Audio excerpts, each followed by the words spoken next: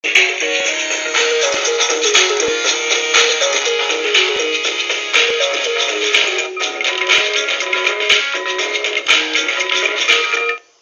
dia, boa tarde, boa noite, meu querido delegado de Polícia Civil da Bahia. Na verdade, já estamos aí considerando você como delegado. Obviamente, tenho certeza que você irá muito bem, tanto na prova objetiva quanto nas provas discursivas. Então, vamos lá. Treinaram bem? Viram as questões? Então, nós já tínhamos aí 9 questões no grupo de questões distribuído para a aula anterior, não é isso? E em cada daquelas questões, eu queria que você tentasse elaborar uma peça de prático profissional. Então, na verdade, uma representação por uma interceptação telefônica, uma representação por uma busca e apreensão, enfim, na verdade, sempre uma peça buscando uma medida cautelar, né?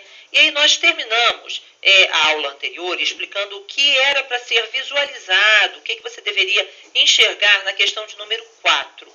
Vamos só dar uma lidinha novamente na questão de número 4 para reforçar aquele entendimento e depois então passamos aí as questões seguintes. Vamos dar continuidade às questões dessa nossa apostila. E se nós conseguirmos fechar essas questões na data de hoje, nós entramos então com as questões da apostila seguinte, ok? Então vamos lá, mostra para mim, Vitória hoje é quem me guia. Vamos lá, Vitória, mostra para mim a questão de número 4. Então, na questão 4, gente, que foi utilizada no final da aula anterior, nós tínhamos uma situação de encontro fortuito de provas, salvo engano. Vamos lembrar disso? Então, é interceptação telefônica regularmente autorizada no inquérito policial 42/2007, que tramitou perante a 10ª Delegacia de Polícia para apurar crime tipificado no artigo 33 da Lei 11.343 de 2006, foram constatadas conversas telefônicas travadas entre os números celulares 711222 e 7133334444, identificados pela companhia telefônica como sendo de propriedade de Fabiano Junqueira, que era o alvo da interceptação, e Lailson Queiroz, com domicílio respectivamente nos endereços Araripigós, 230 Salvador e Vilas 287 Salvador. Muito bem. Segundo o teor das conversas gravadas, Fabiano e Lailson estariam de alguma forma envolvidos em um roubo ocorrido em uma grande joalheria no shopping Salvador meses antes. Então reparem, gente, que na verdade é realmente uma hipótese de encontro fortuito de provas. E como nós falamos, o encontro fortuito de provas, ele vai permitir que a investigação seja instaurada em relação àquele crime que foi casualmente encontrado durante ou descoberto durante aquela interceptação. Então, a nossa interceptação telefônica objetivava alcançar um tráfico de entorpecentes. Então, o objeto daquela investigação era o tráfico, certo? E um dos interlocutores havia sido interceptado em função daquela investigação de tráfico de entorpecentes. Mas nós estávamos ouvindo as conversas de forma lícita. Então, as escutas ocorreram de forma válida, de forma lícita. E descobrimos informações acerca de um outro fato, que, a princípio, não guarda conexão com aquele fato anterior. Não é isso? Então, o que você tem é realmente uma hipótese de encontro fortuito de provas. É distinta a situação ou o tratamento dado à conexão e ao encontro fortuito. Quando se trata de conexão, é possível que se utilize, inclusive, aquela prova, aquele áudio, não é isso? Então, na conexão, eu poderia estender e ouvir ou utilizar o áudio diretamente como prova do outro crime, conexo àquele que era o objeto da apuração, o objeto da investigação.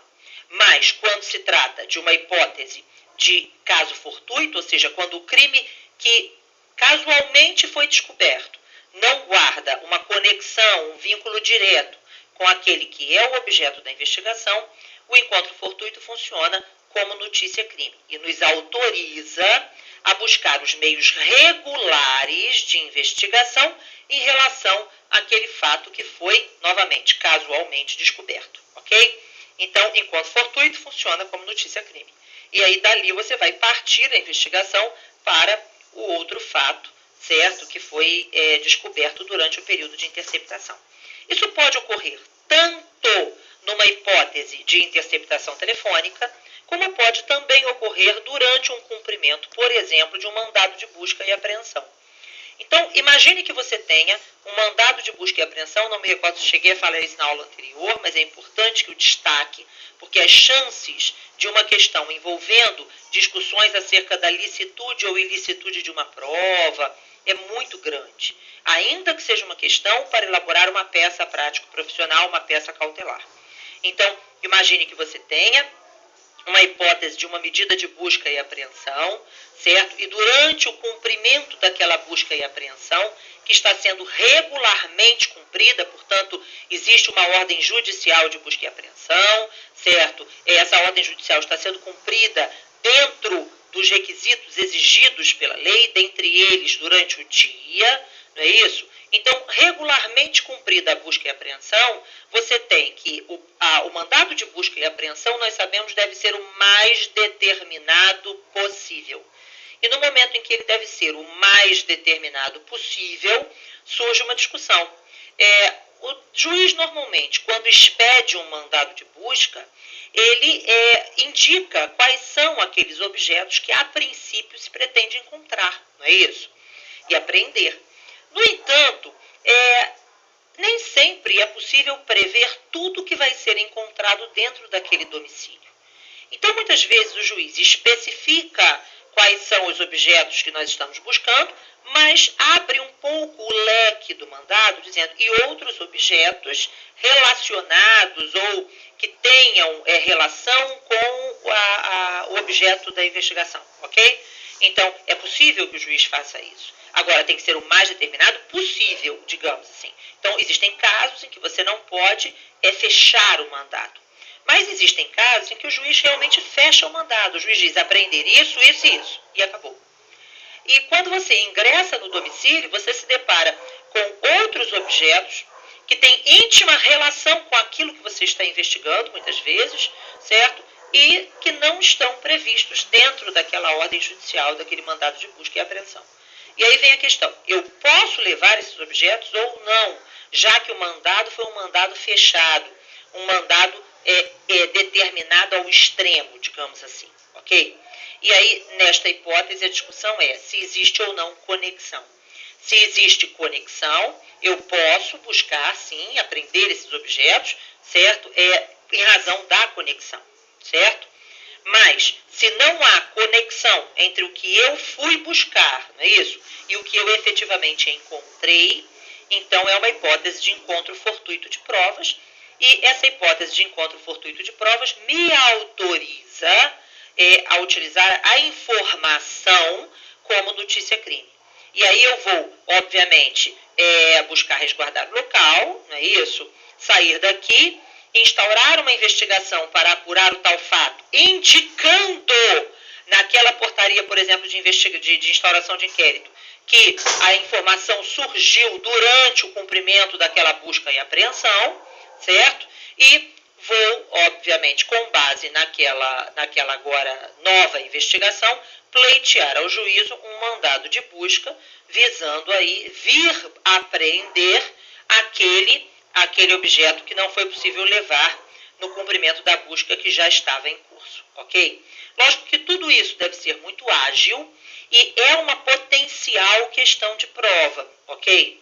Então, vamos repetir para você visualizar bem essa situação. Então, a hipótese é a seguinte. Na questão de número 4, você tem um encontro fortuito numa interceptação telefônica, ok? Agora, nós poderíamos ter um encontro fortuito durante o cumprimento de um mandado de busca e apreensão. E o que nós podemos fazer, né? O que um delegado de polícia faz diante desse encontro fortuito? E aí vejam, então eu ingressei num determinado domicílio para dar cumprimento a um mandado de busca e apreensão, certo? Exemplo, numa investigação de receptação, ok? Então, eu estou investigando um crime de receptação de veículos, exemplo, ok? E, portanto, durante essa busca e apreensão que está sendo cumprida, não é isso, para se encontrar provas acerca daquela receptação, eu encontro uma prova que efetivamente é uma prova de um crime de homicídio, que a princípio não tem relação com aquilo que eu fui buscar, ok? Então, o que deve fazer o delegado nesta situação? É uma hipótese de encontro fortuito. Encontro fortuito funciona como notícia-crime. Então, se eu ingressei naquele imóvel, naquele domicílio, de forma válida, de forma lícita, certo? Eu descobri aquele fato de forma lícita. Então, a informação é lícita, mas eu não posso retirar o objeto daqui, porque o meu mandado é determinado. Então, eu não posso levar este objeto, levar esta prova, não posso apreendê-la, em função de que o meu mandado se restringe a determinados objetos vinculados àquela investigação que deu margem ao cumprimento do mandado de busca e apreensão. Então, nesse caso, o que eu vou fazer? Eu vou sair daqui, ok? Enquanto delegado, a busca continua ocorrendo. Nós sabemos que a busca ela pode muitas vezes aí ultrapassar os limites do dia e, inclusive, passar para o horário da noite. Preste atenção no que eu estou dizendo. Preste muita atenção no que eu estou dizendo. A busca e a apreensão tem que ser cumprida durante o dia. Significa que o ingresso no domicílio para o cumprimento da busca tem que ser durante o dia. Mas muitas vezes a busca, ela ultrapassa. Você ingressou durante o dia, mas a busca é tão demorada que você às vezes vai por dentro da noite. Isso é possível. Ninguém disse que você não pode ficar na casa do indivíduo durante a noite, desde que você tenha ingressado durante o dia, ok? Então, o ingresso tem que ser durante o dia, certo? E aí, durante o dia, existe aquela discussão. Tem quem defenda que dia é de 6 às 18 horas e existe defesa de que dia é enquanto houver luz do dia. Então, você, para ingressar no imóvel, tem que estar durante o dia. Mas entrou no domicílio para cumprir o mandado durante o dia, pode acontecer da busca ultrapassar o limite temporal dia, ok? Às vezes a busca dura, inclusive, vira de um dia para o outro, mais de 24 horas, certo? Então, veja só, o que você vai fazer? Você vai, mantenha os agentes continuando aí as diligências de busca, enquanto delegado, ou você mesmo, ou providencia junto a outro delegado a instauração de inquérito em razão daquela informação. Então, baixa-se uma portaria, instaura-se um inquérito indicando que aquela notícia surgiu, que o encontro foi um encontro fortuito de provas durante o cumprimento daquela busca e apreensão, certo? Mas é necessário vir apreender esse objeto e vai representar ao juiz ou requerer ao juiz uma medida de busca e apreensão deste objeto que foi encontrado e que é prova de um outro crime diverso daquele da busca que antes vinha ocorrendo, ok? Então, isso é importante porque é bem possível uma questão como essa. Imagine, seria uma questão bem interessante, simples, uma petição que não é totalmente absurda ou difícil, certo? E em que o seu pedido de busca e apreensão teria que ter a indicação da portaria, de que foi instaurado um inquérito através da portaria tal, em função da descoberta de uma prova fortuita durante o cumprimento da busca e apreensão no procedimento número tal. Entendeu? Então, na verdade, você tem que indicar que aquilo surgiu de um encontro fortuito de provas, mas que se faz necessária uma nova medida cautelar de busca e apreensão. Uma nova medida cautelar de busca e apreensão.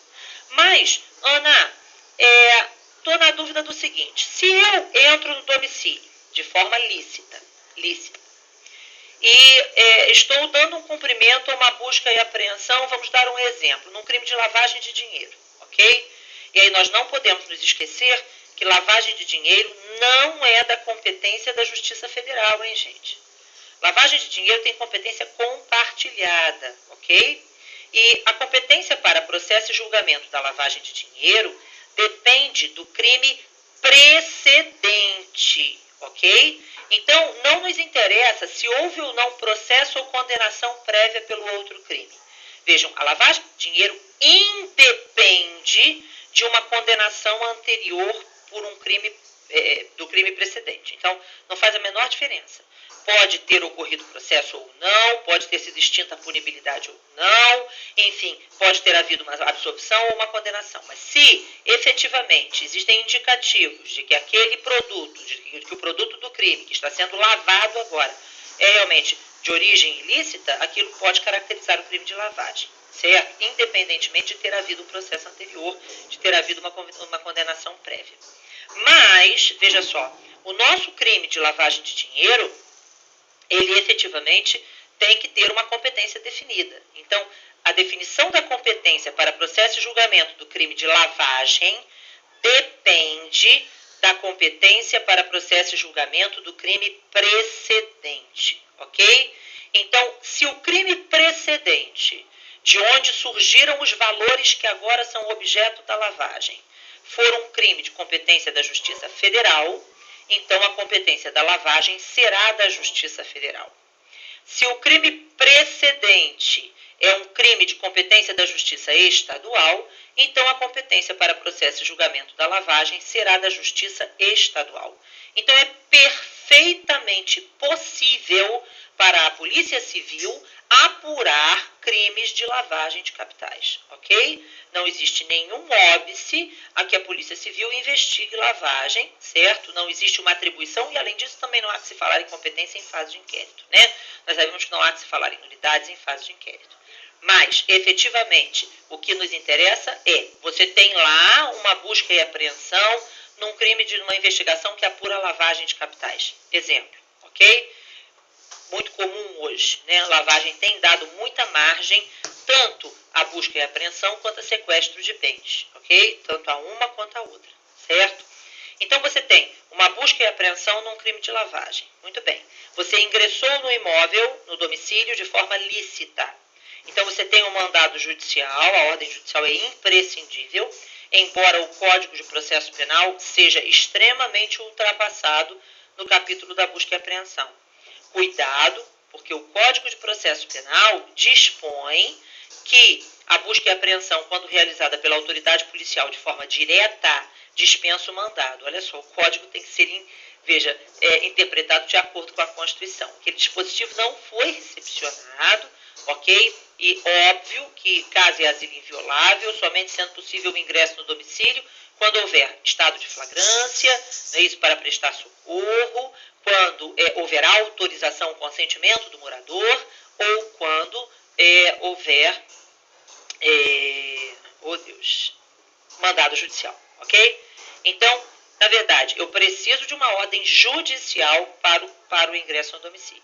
Bom, então, na verdade, você ingressou no domicílio, na presença de um mandado, existia um mandado, o mandado foi cumprido regularmente, e lá dentro do domicílio, imagine que nesse crime de lavagem de dinheiro, que não guarda nenhuma relação com o tráfico de entorpecentes, nenhuma, você encontre droga para consumo próprio, inclusive, ok? Então, surge uma pergunta.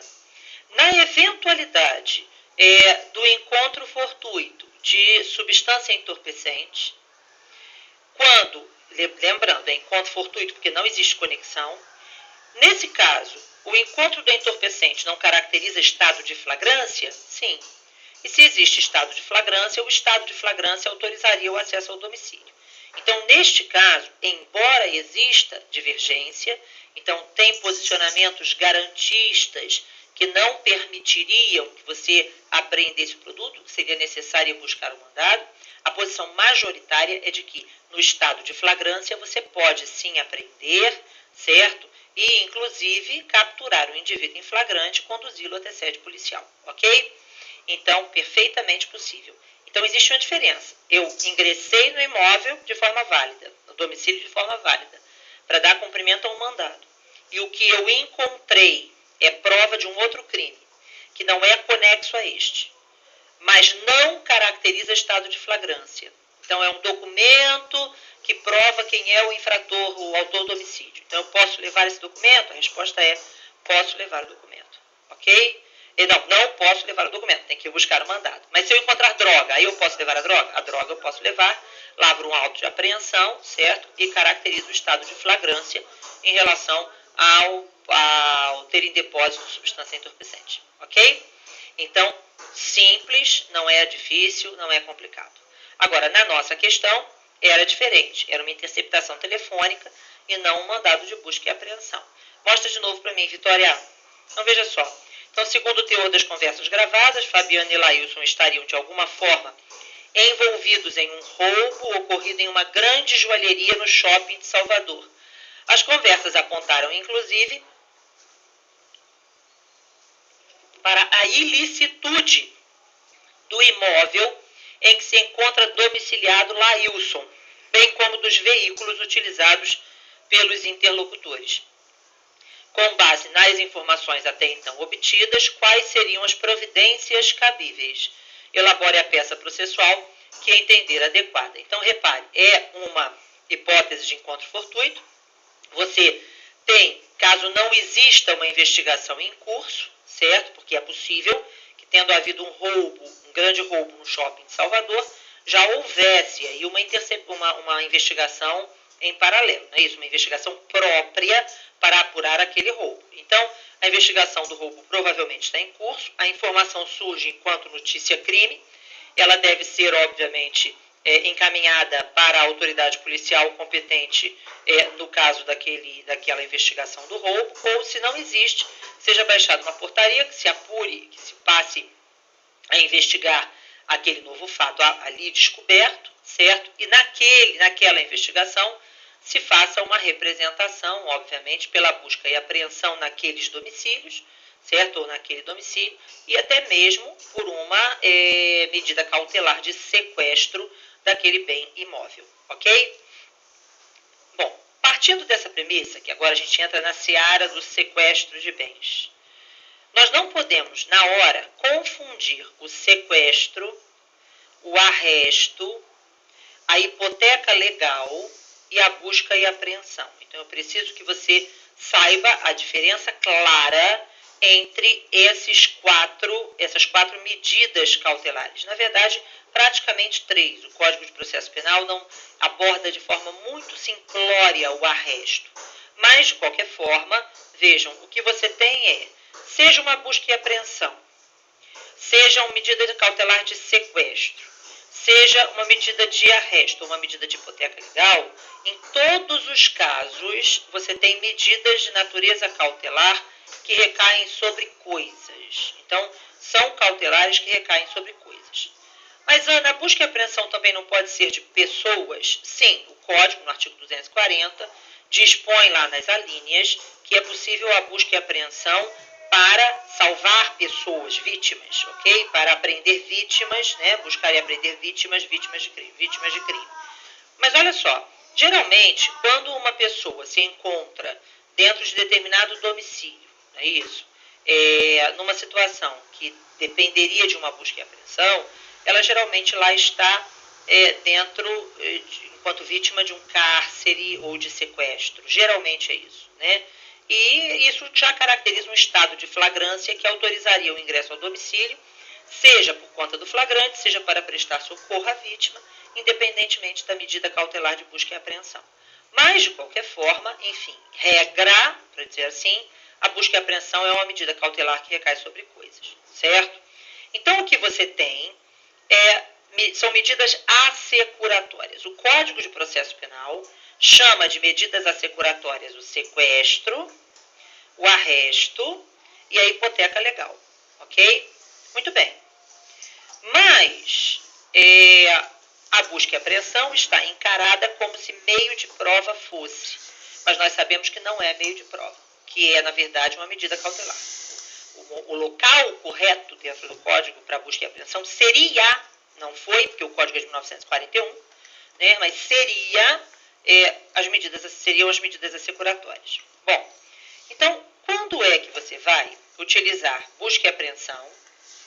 Quando é que você vai utilizar sequestro de bens? Quando é que você vai utilizar hipoteca legal? Quando é que você vai utilizar arresto? Então, vamos deixar uma coisa muito clara. Bom, são dois conjuntos aqui, dois grupos. Na busca e apreensão e no sequestro, o bem é de origem ilícita. Ficou claro? Então, vou dizer de novo. Na busca e apreensão e no sequestro de bens, o bem é de origem ilícita. Ok? Agora, a hipoteca legal, o bem é de origem lícita. Certo? Origem lícita. O arresto, existem controvérsias sobre a aplicação ou não do arresto dentro do processo penal, sobre se o arresto realmente tem uma definição clara sobre a licitude da origem e tal. Mas apesar dessas discussões, em regra o arresto, ele substitui aí a medida de hipoteca legal para bens móveis, em regra. Então, hipoteca legal e arresto, o bem seria de origem lícita. Então, sequestro, busca e apreensão, bem de origem ilícita, que é efetivamente o que nos interessa enquanto autoridade policial, ok? Mas, hipoteca legal e arresto, origem lícita. Então, mas Ana, como assim? Então, vamos lá. Nós sabemos que dentre as obrigações, as consequências da prática de um crime, está a obrigação de reparar o dano sofrido pela vítima, se possível, Mas, inclusive, é um título que não prescreve. Então, veja só, o indivíduo pode ser, neste momento, insolvente e, no futuro, ter condições de reparar o dano. Então, a vítima poderá, no momento em que aquele agente tem a possibilidade de reparação, ir buscar a reparação do dano. Bom, então, o que você tem é uma consequência, uma das consequências da prática de um crime é a obrigação de reparar o dano sofrido pela vítima. Então, vamos ao exemplo da boate em Santa Maria, agora há pouco tempo, Então, nós temos, naquele caso, um incêndio, certo? E esse incêndio, obviamente, nos levou aí a uma instauração de uma investigação, e são inúmeras vítimas. Vamos imaginar que os donos da boate sejam realmente responsabilizados criminalmente em razão daquele fato, ok? Lógico que vai surgir para os familiares das vítimas o direito de indenização, de reparação do dano. Então, eles podem buscar essa reparação. Mas aí vem uma pergunta. Vejam, seria possível, caso nós não tivéssemos aí, não tomássemos as cautelas devidas, que os donos da boate se desfizessem do seu patrimônio para tentar, enfim, evitar aí ou burlar a necessidade de reparação? Então, para isso serve a medida de hipoteca legal. Então, a hipoteca legal recai sobre bens imóveis, de origem lícita. E, portanto, tem por objetivo resguardar o patrimônio do agente com a finalidade de, no futuro, garantir a reparação do dano, ok? Quando um juiz criminal prolata a sentença condenatória e a sentença se torna definitiva, os autos da hipoteca legal são então encaminhados ao juízo civil para que se tomem as medidas cabíveis no sentido de continuar preservando esses bens ou caso as vítimas venham a buscar a reparação. Então, na verdade, nem sempre o patrimônio que foi resguardado através da hipoteca legal é suficiente para reparação. Outras vezes, o patrimônio é mais do que suficiente. E aí, neste caso, óbvio, somente será somente será levada à asta pública aquilo que é necessário para cobrir os custos da reparação do dano cabível às vítimas, ok? Então, o que se precisa entender é que a hipoteca legal, num primeiro momento, não seria objeto de uma representação ou requerimento de um delegado de polícia, ok? A princípio, uma hipoteca legal tem que partir, óbvio, do juiz, o delegado até poderia representar, mas num primeiro momento, certo, o interesse maior é o interesse privado da vítima na reparação do dano. Então, mas nada impede que o delegado também represente, ok? Mas a hipoteca legal recai sobre bens de origem lícita, com a finalidade de resguardar a reparação do dano da vítima, ok? Agora, veja só, esses bens que podem ser que são passíveis de hipoteca legal, são bens, na verdade, imóveis. Só que muitas vezes existem bens móveis de origem lícita que têm valores suficientes, óbvio, para garantir aí a reparação do dano. Então, para isso, a gente utiliza a expressão arresto. O arresto é para, em regra, porque a lei diz que também recai sobre bens imóveis, mas, em regra, o arresto seria a medida adequada para bens móveis de origem lícita com a finalidade de reparação do dano, ok? Então, arresto e hipoteca legal. Agora, repare, o exemplo que eu usei é um exemplo até bom para que o delegado tivesse aí a preocupação, né, de indicar aí a possibilidade de uma hipoteca legal, né, o caso de Santa Maria, tá, da boate. Mas, num primeiro momento, isso seria algo do interesse privado da vítima, ok? Então, o que efetivamente nos interessa, enquanto delegado de polícia, é a medida de busca e apreensão e a medida de sequestro. E aí você não pode dar margem à confusão. Quando você vai pedir o sequestro? Quando você vai pedir a busca e apreensão? Você não pode confundir as duas coisas, tá? No próximo bloco a gente vê.